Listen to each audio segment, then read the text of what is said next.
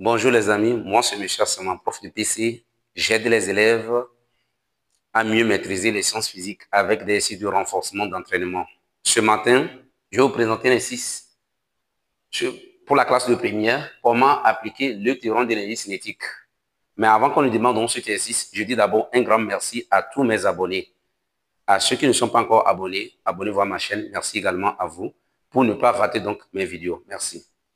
Sans plus tarder, nous allons donc démarrer avec notre exercice.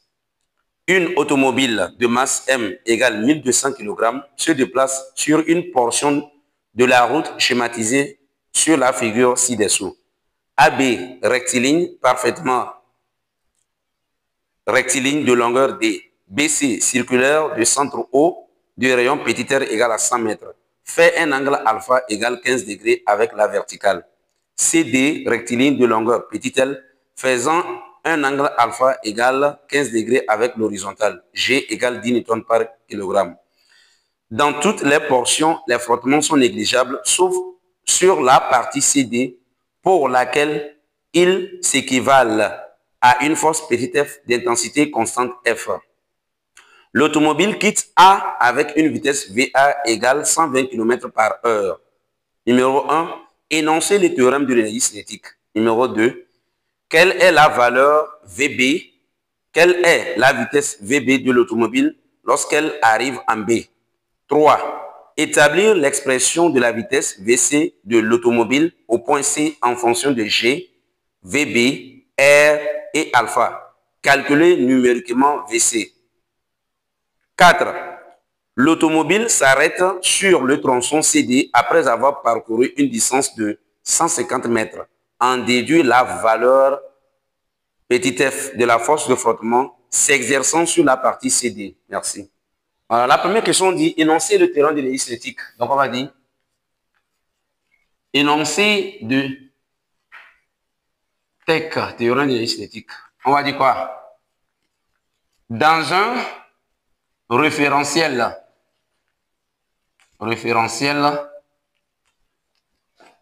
galiléen,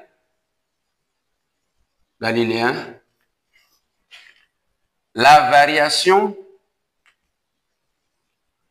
variation de l'énergie cinétique, la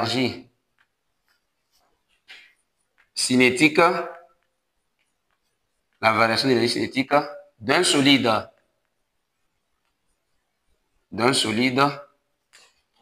entre deux instants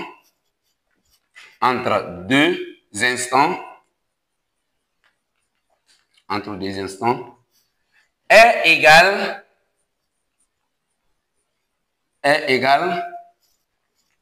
à la somme algébrique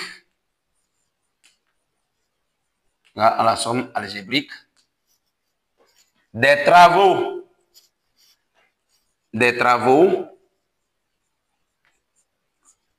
de toutes les forces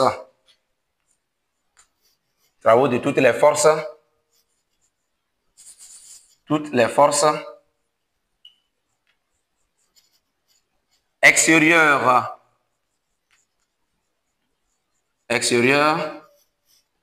appliquées à ce solide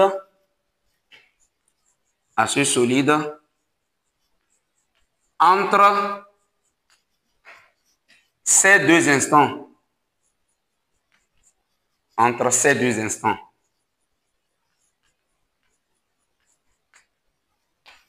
Maintenant, la question numéro 2, on nous dit de déterminer la vitesse VB au point B. Calcul de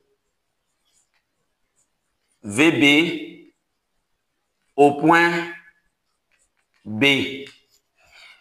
On applique TEC de A vers B. On dit les frottements sont négligeables sur la portion, donc sur la partie A, B, C. Alors, TEC de A vers B. Alors, demi de quoi? M VB carré moins demi de quoi? M VA carré égale à quoi? Quelles sont les forces qui agissent sur le solide entre ces deux instants? Donc A et B. Il y a le poids. Il y a la réaction R. C'est les deux forces parce que les frottements sont négligeables. Alors, travail du poids de A vers B, plus travail de la réaction R de A vers B également. Donc, on va lire. Vous allez constater que le poids P est perpendiculaire au déplacement AB. La réaction aussi est perpendiculaire au déplacement. Alors, le travail de ces deux forces, donc le travail est nul. Donc, le travail du poids égale à 0. Le travail de R égale à 0. Pourquoi? Les deux vecteurs donc, sont comment? Orthogonaux au déplacement. OK, nous avons donc dit ici 0. Ici aussi 0. Alors, on continue. Donc, il nous reste quoi? Demi de M VB carré moins demi de M VC carré est égal à 0. Oh, non, c'est VA carré. Pardon, c'est VA carré. Alors, ce qui implique VB carré moins VA carré est égal à 0. VB égale, donc VB carré égale à VA carré, ce qui implique VB égale VA. Voilà. Donc, la valeur de VB finalement, on va dire VB qui est égal à quoi? Nous avons VA 120 km par heure. On va ramener ça à mètres par seconde. Alors, regardez ce que ça donne. Donc, ça fait 120 km par heure. Vous devez convertir maintenant les 120 en mètres. 120 km. On fait fois 1000. Donc, ça fait 12 000. Donc, on fait fois 1000. Donc, ça fait 120 000 mètres divisé par 1 heure. Ça fait combien? 3600. Donc, lorsque vous calculez VB, vous obtenez donc 33,33 mètres par seconde. Donc, nous allons donc passer à la question numéro 3. Okay. À la question numéro 3, établir l'expression de la vitesse VC de l'automobile au point C en fonction de G, VB, R et alpha. Calculer numériquement VC. OK, à la question numéro 3, on dit calculer la vitesse au point C. Donc, on applique tech de B vers C.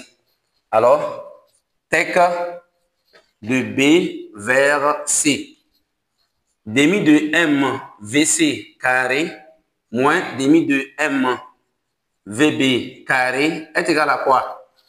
Quelles sont les forces qui agissent sur le solide entre B et C? Ici, sur cette portion, on nous dit que les frottements sont négligeables. Nous avons donc le poids et la réaction également.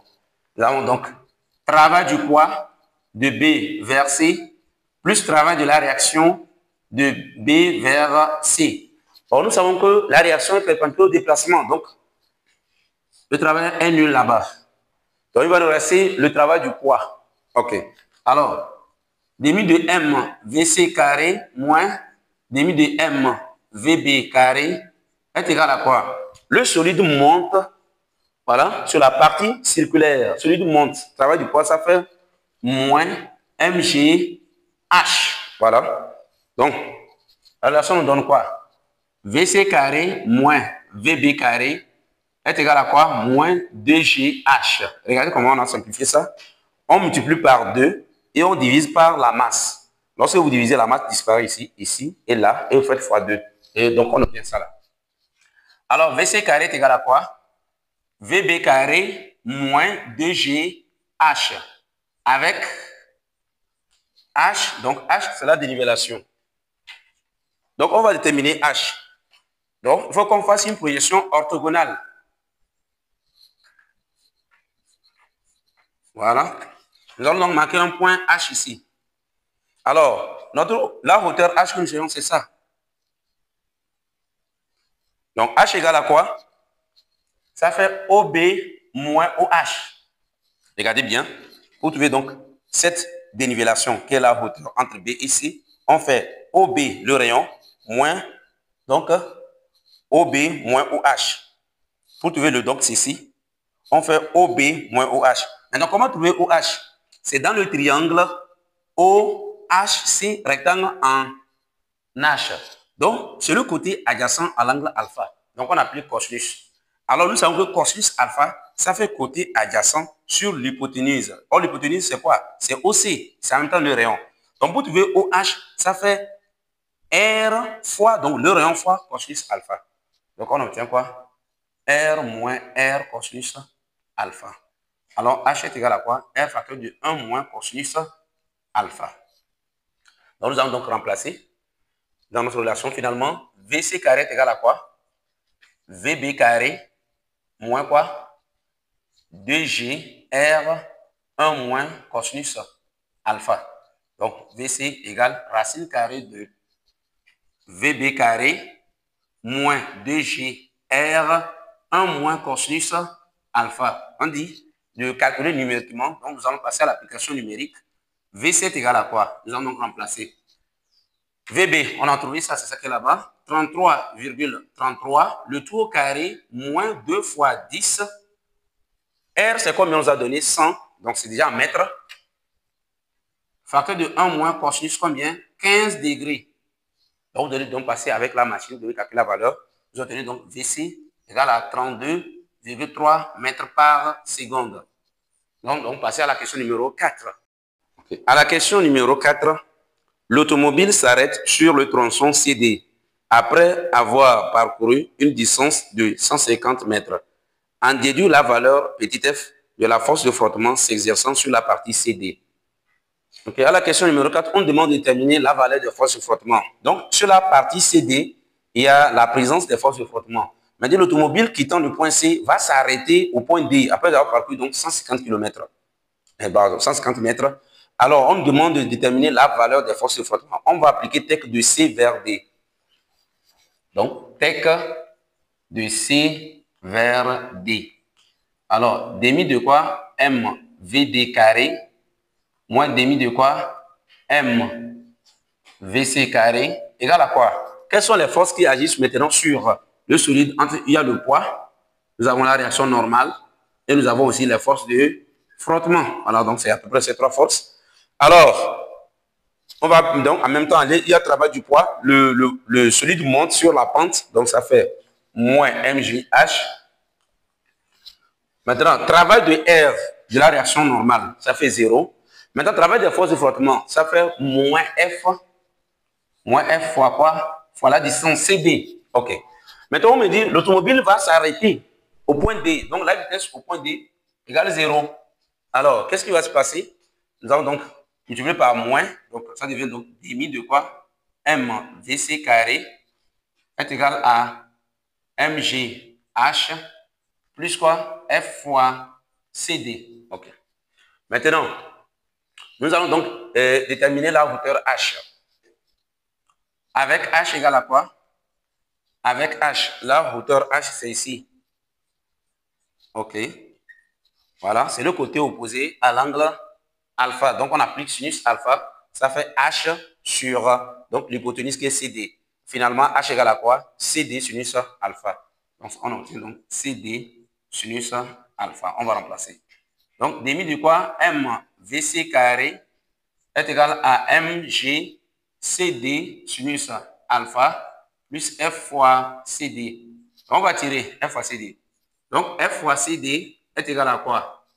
Lorsque vous tirez, donc on a demi de M VC carré moins MG CD sinus alpha. Donc, pour tirer ceci, il faut ramener ça là ici. Donc, ça devient moins.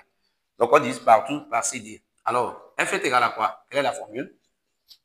On peut mettre donc M en facteur.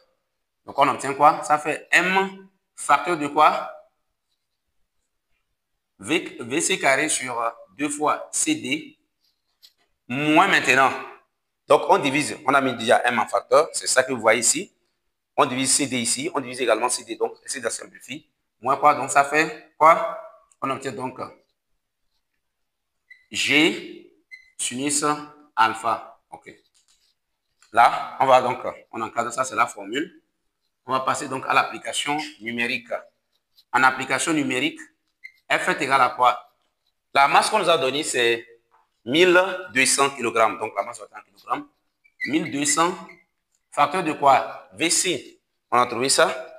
Donc, au carré, donc 32,3 au carré, divisé par 2 fois 150, moins maintenant 10 fois sinus 15.